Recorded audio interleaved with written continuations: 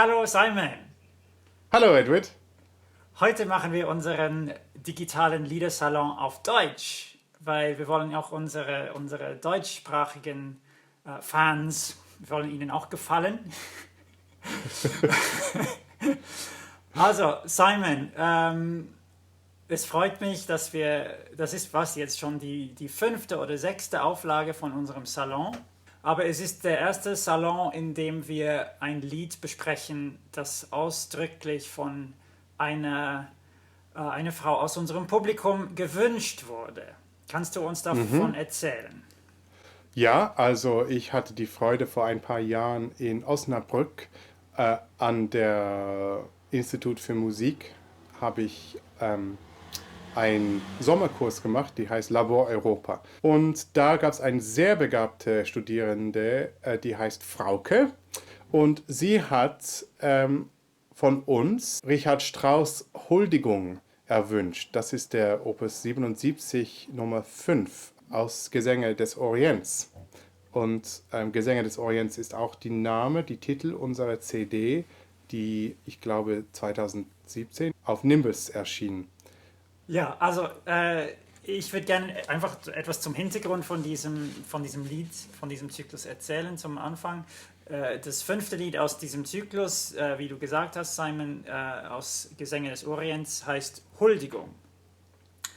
Huldigung, jetzt noch ganz kurz für unsere englischsprachigen Hörer und Hörerinnen. Huldigung heißt Homage oder eine Art Worship. Es ist vor allem im Gebrauch für in Beziehung zwischen Liebenden, also wenn ein Liebender oder eine Liebende die Frau oder den Mann, den oder die sie oder er anbetet, ähm, in extrem geblümten Worten Lob preist und besingt, wie schön er oder sie ist, das ist eine Huldigung. Genau, es ist ein ziemlich, also ein veraltetes Wort, aber ein sehr schönes, um das zu beschreiben, was in dem Inhalt dieses Gedichtes passiert. Genau, original ist das Gedicht aus dem 14. Jahrhundert vom persischen Dichter Hafiz.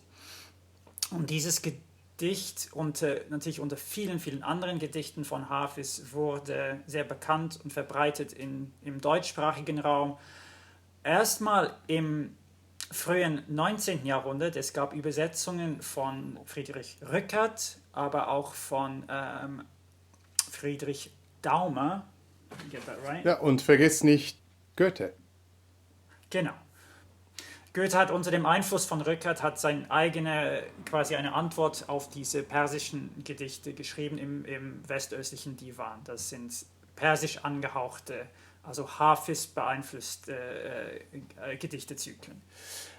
Genau, also Rückert und Daumer haben damit angefangen, die deutschen Übersetzungen zu machen. Und es gab dann im späten 19. bzw. im frühen 20. Jahrhundert einen anderen Dichter aus dem deutschsprachigen Raum, Hans Bethge, der eine umfassende Begeisterung hatte für alles Exotische, Fernöstliche, Mittelöstliche. Er hat Gedichte aus China, aus Japan, aus der Türkei und eben auch aus Persien auf Deutsch übersetzt. Zum Teil hat er französische Übersetzungen ins Deutsche übertragen. Bei den Hafiz Übersetzungen oder Paraphrasen von Bethge hat er sich sicher auch gestützt auf Rückerts und Daumers früheren Übersetzungen. Aber was sehr, sehr spannend ist, und das knüpft an etwas, was wir vor 2, 3 Wochen besprochen haben, ist, dass wir auf unserer letzten CD mit den Liedern von Brahms eine Strophe aus diesem Gedicht schon gehört haben. Wir haben darüber gesprochen, wie Brahms diese Lieder über Masochismus, über die Verzweiflung, die aufkommt, wenn man obsessiv verliebt ist in jemanden. Und in diesem Zusammenhang haben wir dieses Lied von Brahms schon besprochen. Gewisse Zuhörer und Zuhörerinnen werden sich sicher daran erinnern. Das Lied heißt Bitteres zu sagen, denkst du. Und das ist eine Strophe aus diesem langen Gedicht von Hafiz, das Richard Strauss in diesem Lied Huldigung ganz vertont hat. Aber es ist anders. In Bethges Übersetzung ist es viel knapper Die Sprache ist viel direkter, viel weniger ja, blumig.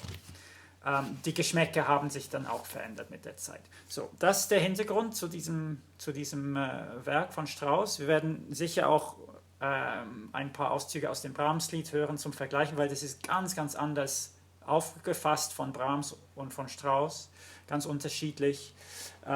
Simon, aber ich möchte zuerst dich fragen, Ja, wie viel Spaß hat es dir gemacht, dieses Lied zu singen?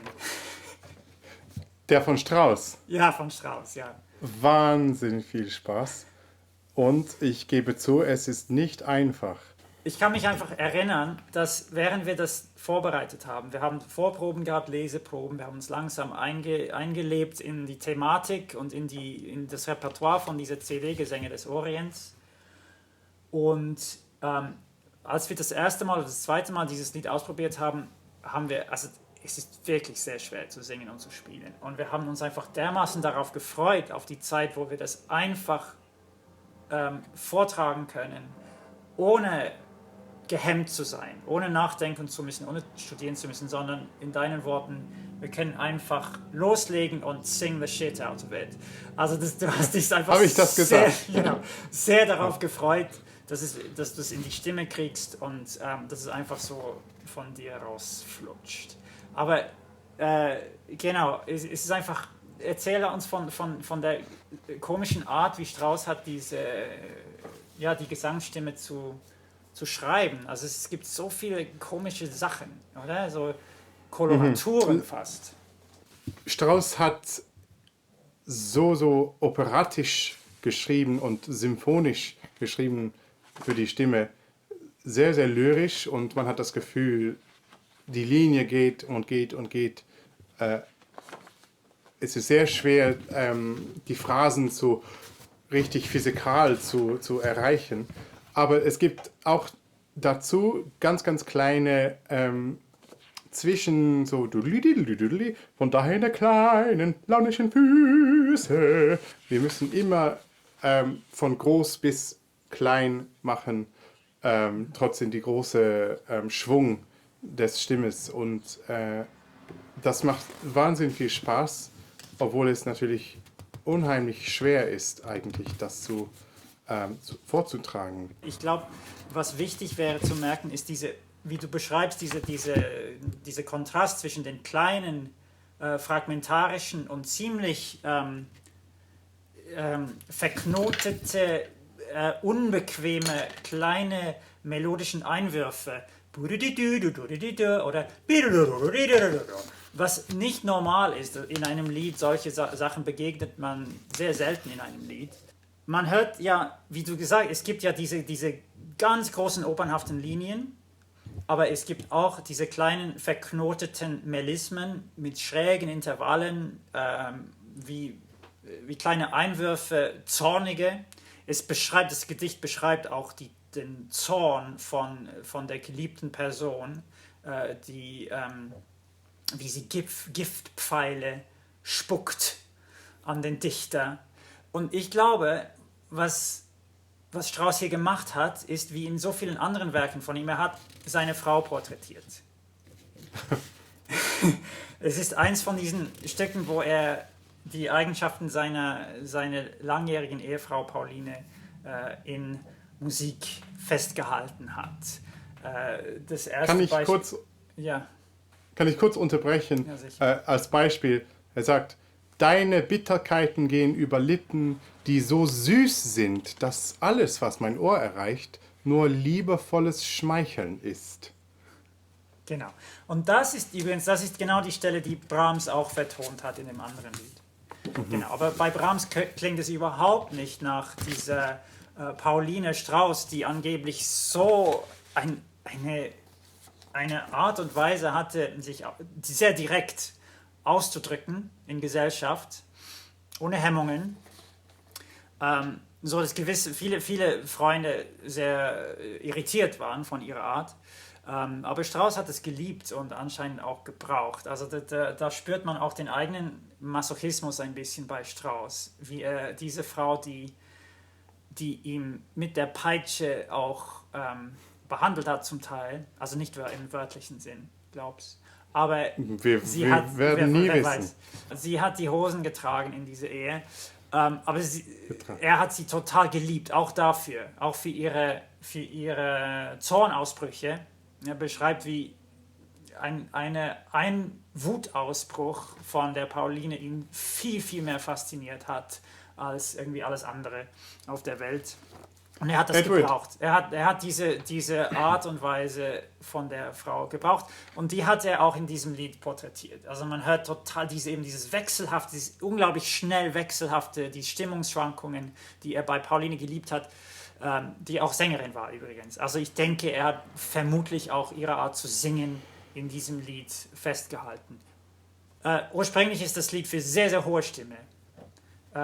Diese Transposition, die wir genommen haben für tiefe oder mittlere Stimme, ist eine ganze Quart tiefer als das Original. Also das Originallied endet mit einem hohen C für Sopran oder Heldentenor fast. Also ich bin überzeugt, dass die Pauline da in diesem Lied sehr, sehr genau beschrieben wird. Nur zu vergleichen, der Interpretation von der Hafiz von Daume und von Bethge. Also der Bethge schrieb, deine Bitterkeiten gehen über Lippen, die so süß sind, dass alles, was mein Ohr erreicht, nur liebevolles Schmeicheln ist. Wobei der Daume schreibt, deine herben Redetaten scheitern an korallener Klippe, werden allzu reinen Gnaden, denn sie müssen, um zu schaden, schiffen über eine Lippe, die Süße selber ist. Ja, das genau. Eigentlich gefällt mir ein bisschen mehr. Es ist irgendwie viel mehr... Es ist wunderschön, ja. Also, wenn man so malen würde mit kleine Brrrt. Genau, und ich liebe diese... Der Bethge ist einfach... Das ist viel direkter. Aber leider fehlt bei Bethge natürlich dieses unglaubliche Bild von der korallenen Klippe. Also ich liebe das. Es ist, wenn sie redet... Im Mund, man sieht ihren Mund und die einzelnen Teile ihres Mundes. Wenn die Worte noch drin sind sie bitter, ja, diese giftigen, zornigen Worte, aber indem sie rauskommen aus ihrem Mund, scheitern sie wie Schiffe, die zugrunde gehen an eine Klippe, an korallene Klippe, also an den Zähnen und an den Lippen. Ja, die rot sind und die Zähne sind weiß. So, du kannst diese Worte sehen, wie sie rausschiffen aus ihrer Zunge, wo sie böse sind, und dann zerbrechen sie an diese korallenen Klippe und nachher sind sie Honig. Es ist ein unglaubliches Bild, das Daumer dort gemacht hat, aber bei Bethge fehlt dieses Bild. Und man hört es natürlich bei Strauss trotzdem in der Musik. Zum Beispiel, es gibt dieses Motiv im Strauss-Lied, das ist so verrückt. Diese Dissonanz, diese bissigen Dissonanzen, die sehr, man hört so, wie sie sagt, du bist so dumm, du gefällst mir gar nicht. Ja, so schnell und unangenehm. Es ist ja eine unangenehme Musik plötzlich. Lass uns die eine Stelle spielen, die auch Brahms vertont hat. Zuerst in der Version von Strauss, wo wir dieses kleine bissige Motiv hören am Anfang, bei den Bitterkeiten. Und dann, wir hören auch das Lyrische, das Opernhafte ein bisschen. Und wir hören auch dieses Motiv, das auch immer wieder in dem Lied vorkommt. Das ist, ich würde sagen, das Masochismus-Motiv. Das ist so total diese Unterwürfigkeit, diese "Oh, du bist so toll" darstellt. Okay? Also, machen wir. Du meinst, mir kränke es zu sagen, du irrst dich. Deine Bitterkeiten gegenüber Lippen, die so süß sind, das alles, was mein Ohr erreicht, nur liebevolles Schmeicheln ist.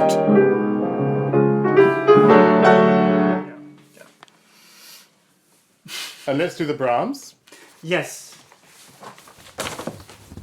So, genau die gleiche die gleichen Worte in einer anderen Übersetzung klingen bei Brahms aber so.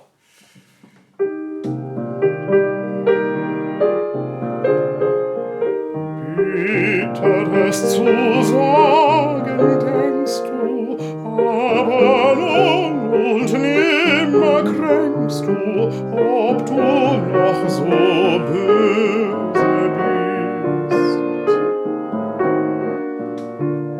Deine herben Redetaten scheitern an Korallenklippe, scheitern an Korallenklippe.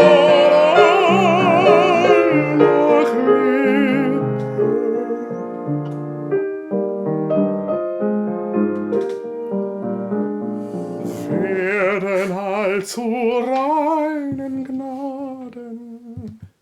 Ja, we might as well. Wir hätten einfach die ganze Lied machen können. Ja, Aber- also man kann es ja auch, wir haben auch eine gute Aufnahme Man gemacht. spürt, also ich finde es schon gerecht, dass wir das um die Strauß ein bisschen zu erzählen und verstehen, dass wir das vergleichen dann mit Brahms, weil das ist eine total andere Welt. Weil man spürt in der Brahms diese Schwimmung von als ob man liebestrunken ist. Und mit der Strauß ist es schon auf ein anderes Level irgendwie, auch mit dieser schwimmende, aber es ist viel mehr los, auch im Klavier, und es ist einfach viel mehr komplizierter.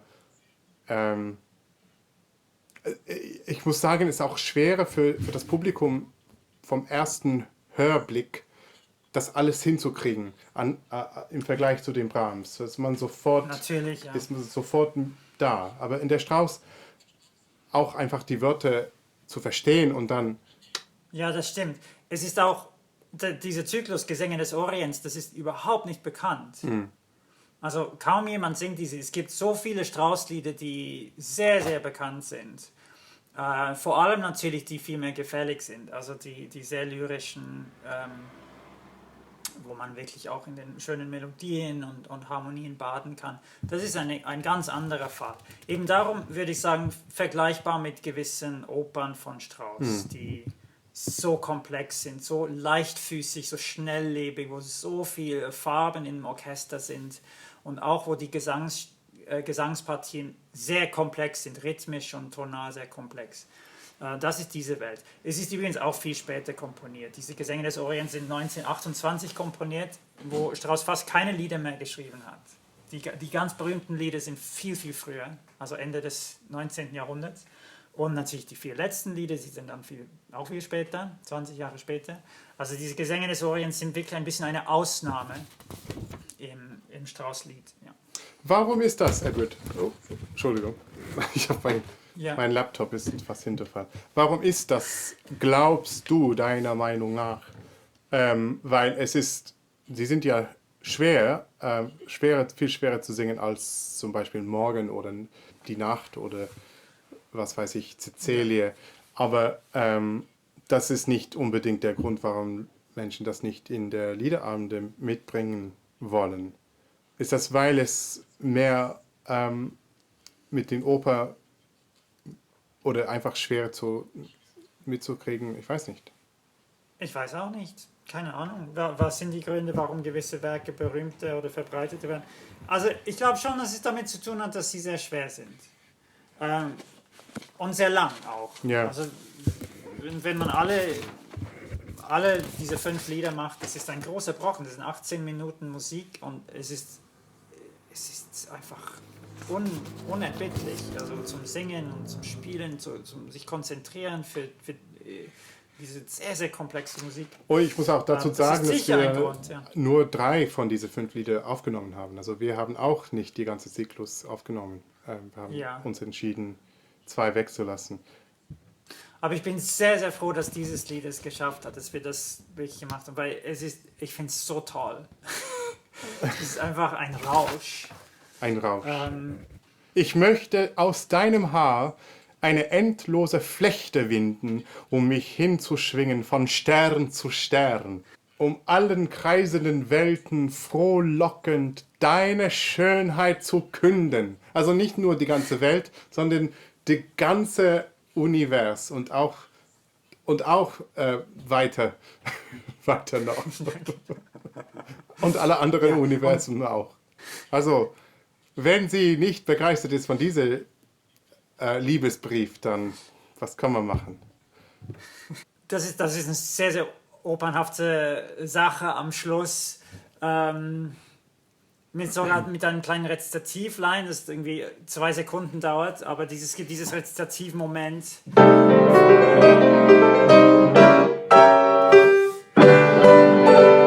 Oder das ist halt ganz kurz, ist man wirklich auf der Opernbühne, genau, vor diesem letzten schwungvollen Melisma auf deine Schönheit zu künden.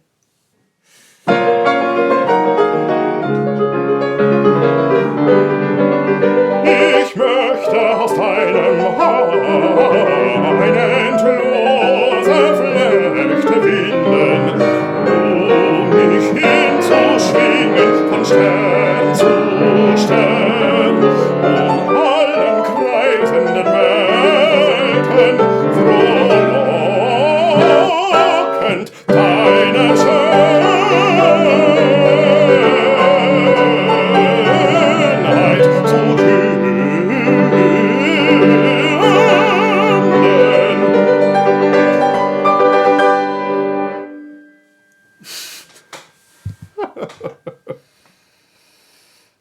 I think we crashed the Zoom. I think I played a lot of wrong notes. Well, Simon, du hast gesagt, und ich finde das auch richtig, was du gesagt hast, das ist also der erste Höreindruck von diesem Lied ist schwierig. Es ist nicht sehr eingängig fürs Publikum. Aber es ist doch trotzdem irgendwie total eindrücklich, oder nicht, dieses Lied? Ja. Was meinst du, wie?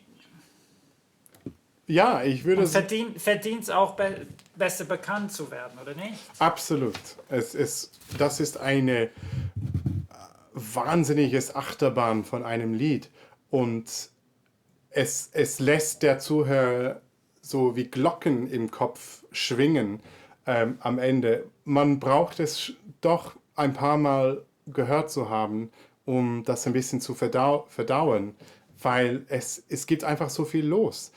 Vor allem die Worte sind nicht immer sehr einfach verteilt über diese große Melisma und dann plötzlich ganz kleine Sachen.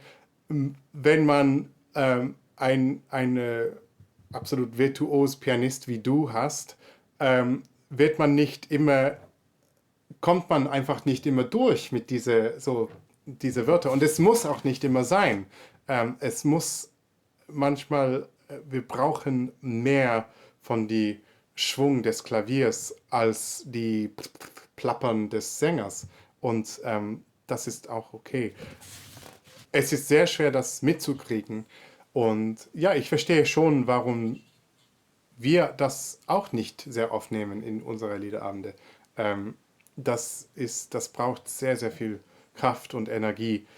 Und aber es lohnt sich wirklich, weil man wird wirklich getragen in dieser operatische, symphonische Klangwelt, das wir nicht immer in einem Liederabend haben. Das ist nicht ein intimes Schumann-Lied über Blumen und vielleicht sterbe ich, wenn ich diese Blume schaue. Nein, das geht ich schwinge von Stern zu Stern, um alle Welten deine Schönheit zu künden. Das ist schon was, das braucht schon was, einen Riesenklang. Und Strauss hat das wirklich gut erreicht. Ja. Also bitte, ich bin so froh, dass Frauke uns nach diesem Lied gefragt hat.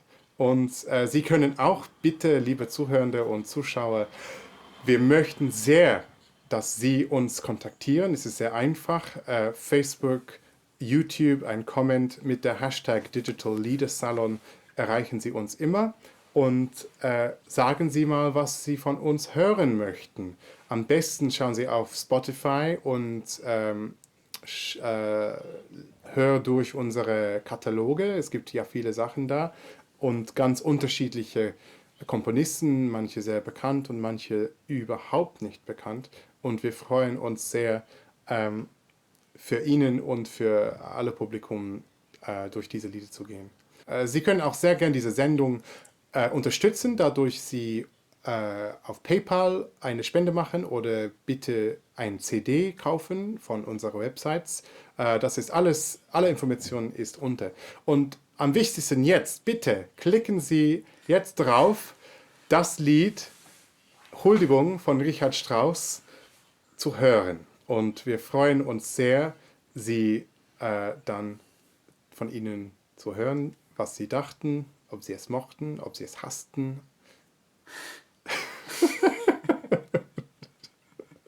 Weißt du, heute, Edward, Okay. heute ist der, Danke.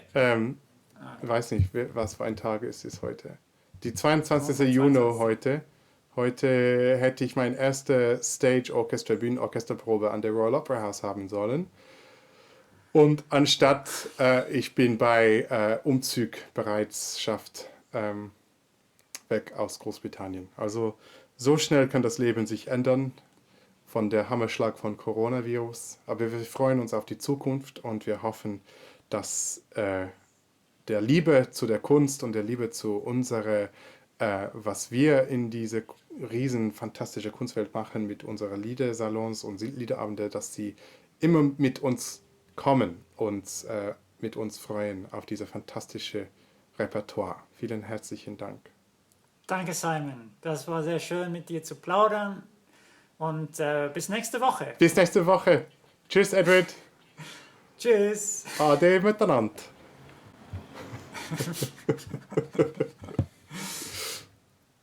Cool. All right, mate.